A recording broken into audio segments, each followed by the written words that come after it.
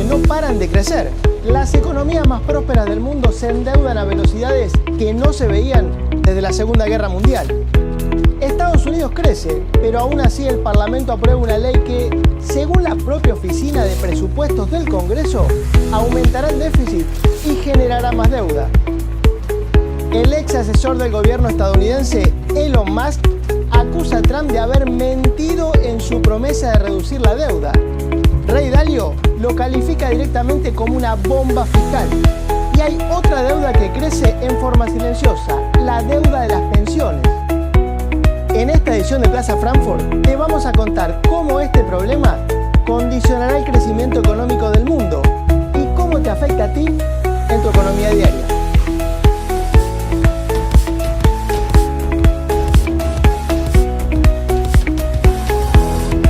El Fondo Monetario Internacional prevé que para el final de la década la deuda pública global equivaldrá al 100% del Producto Bruto Mundial.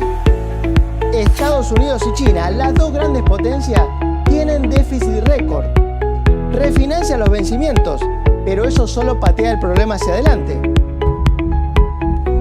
Pero hay un problema que no pueden evitar. La carga por los intereses de deuda es cada vez más pesada en los presupuestos públicos. Una situación de extrema gravedad. Según un reciente informe de la ONU, casi 3.400 millones de personas viven en países que gastan más en intereses de deuda que en salud. Y casi 2.700 millones viven en países que gastan más que en intereses de deuda que en educación. El Tesoro de los Estados Unidos ya no solo se endeuda en tiempos de guerra o en tiempos como en la pandemia. Lo hace incluso cuando la economía crece por encima de su potencial.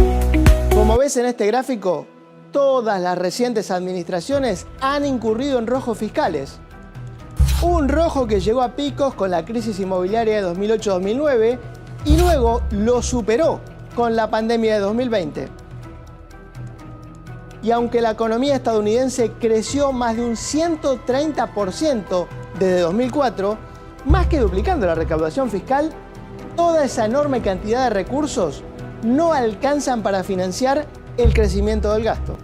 El economista Pablo Gil, quien manejó durante muchos años fondos de inversión que operaban en los Estados Unidos, cuenta que el panorama fiscal de la economía más grande del mundo es sombrío y preocupante. Para mí la deuda no es otra cosa que vivir por encima de tus posibilidades, ¿no? O sea, traerte bienestar futuro al presente, lo cual te da una idea de qué mundo estamos diseñando desde hace tiempo. Estadísticas del Departamento del Tesoro de Estados Unidos publicadas en la web Fiscal Data muestran que la deuda consolidada asciende a más de 37 billones con B, que equivalen a 123% del Producto Interno Bruto. Por esa razón, el bono de los Estados Unidos, considerado el activo más seguro del mundo, ya no brinda la misma seguridad al inversor. Y las calificadoras de riesgo le han bajado la nota. El mercado está brindando una visión de desconfianza mucho más clara que la de las agencias de rating, ¿no? Por falta de control del déficit, por falta de control de la deuda. La salud de las cuentas públicas preocupa a Dante Sica, ex ministro argentino de Producción y Trabajo y fundador de la consultora ABCEP. La solvencia fiscal y la solvencia de lo fundamental de alguna manera es lo que condiciona a los países ante este cambio que estamos viendo a nivel internacional. ¿Por qué asegura Sica que los países están condicionados?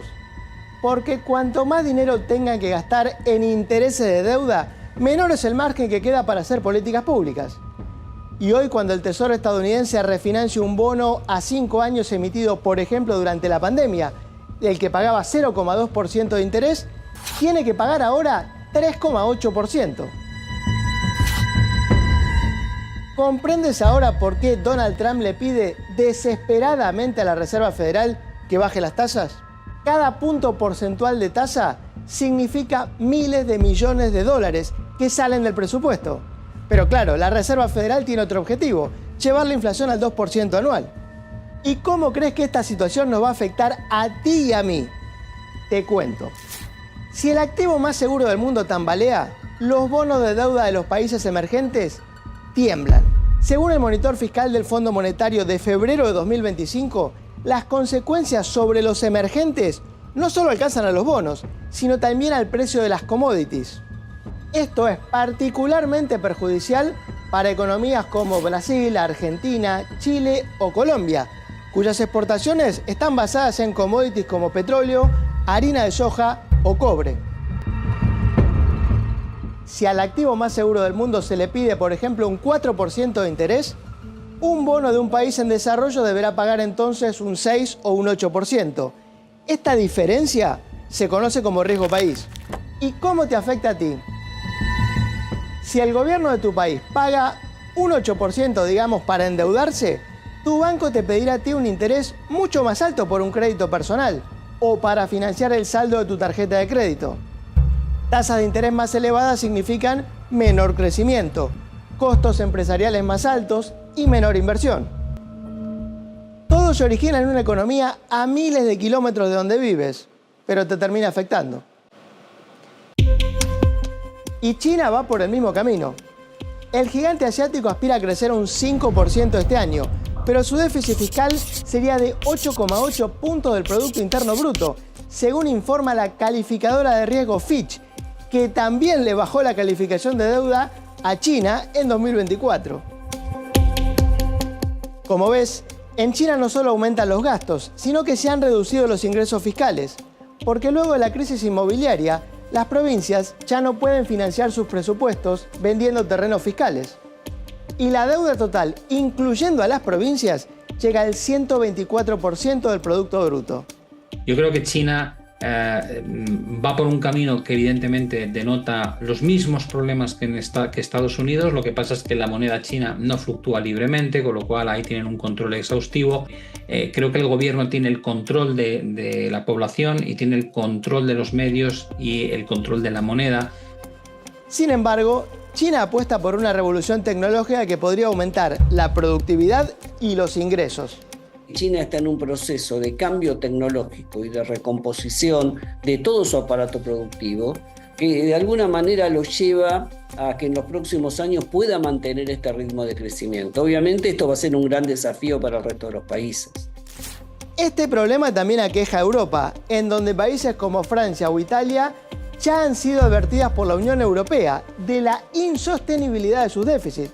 El campeón mundial de esto es Japón, después de haber incurrido en más de un 240% de deuda sobre el PIB. Ha demostrado la tesis de que endeudarte es traerte bienestar futuro al presente y por eso Japón ya no crece. Japón supera el 230% de deuda sobre el Producto Bruto y es uno de los campeones mundiales del segundo problema que nos planteamos hoy, el envejecimiento de la población. Esa es precisamente la otra gran fuente de déficit y endeudamiento que enfrenta el mundo desarrollado y que nos lleva a preguntarnos si las grandes potencias realmente podrán pagar sus deudas. Una población que envejece, una falta de natalidad global, mayor esperanza de vida.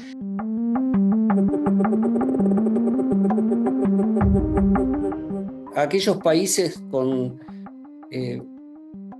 que empiezan a tener una demografía, que empiezan a enfrentar un envejecimiento demográfico, son los que tienen las mayores dificultades o los que tienen los menores márgenes menores márgenes de aplicación de políticas públicas.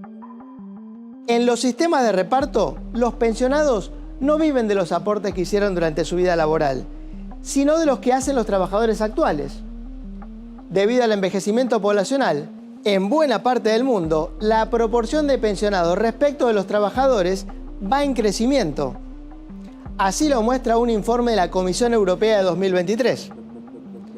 El informe predice que para el final de esta década, los sistemas de pensiones europeos tendrán un déficit equivalente a 4 puntos del Producto Interno Bruto del bloque. En España, sin ir más lejos, se emite deuda y se transfieren esos fondos desde otras partidas a cubrir el coste de la seguridad social. Por eso se recomienda generar mecanismos de ahorro paralelos, para que cada trabajador pueda ir previendo un ingreso extra en el futuro que complemente a su pensión. En pocas palabras, el dinero no va a alcanzar para que tú y yo conservemos el nivel de vida actual en nuestra vejez, a menos que tú y yo nos ocupemos personalmente de ahorrar más dinero. todos los ciudadanos o los países tienen que generar las condiciones en los mercados de capitales para que todos podamos ahorrar por afuera del sistema jubilatorio para poder complementar ingresos. El problema luce más que claro, pero ¿no te da la sensación de que nadie está trabajando para solucionarlo? La única alternativa para que las deudas no crezcan exponencialmente es reducir los déficits fiscales. Pero solo se puede conseguir tomando decisiones impopulares, como las de aumentar impuestos o recortar gastos. Hay que tomar acciones que tú en tu vida como político no vas a recoger ningún tipo de beneficio. La nueva ley fiscal estadounidense prevé, sin embargo, una reducción de impuestos. Según cálculos de la Oficina de Presupuestos del Congreso, los recortes de impuestos aumentarían 3,3 billones de dólares el déficit fiscal en una década. Están yendo en el sentido contrario.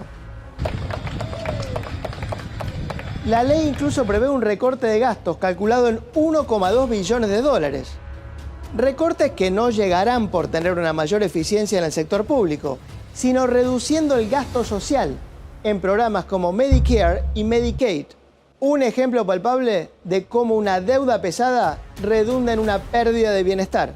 Creo que estamos en una espiral donde ningún político quiere asumir el coste de reducir esta droga monetaria que ha sustentado el crecimiento económico, y el final ya lo conocemos porque Japón lleva experimentándolo desde hace ya prácticamente década y media, 2 décadas.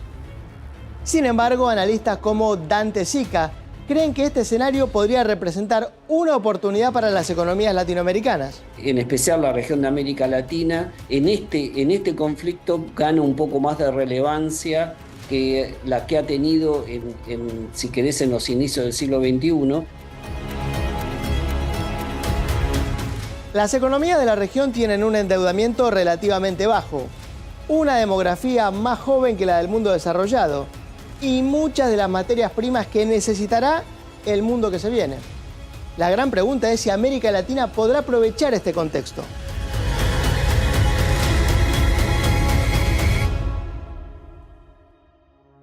Mientras tanto, las naciones más poderosas corren el riesgo de encaminarse hacia la llamada japonización de la economía.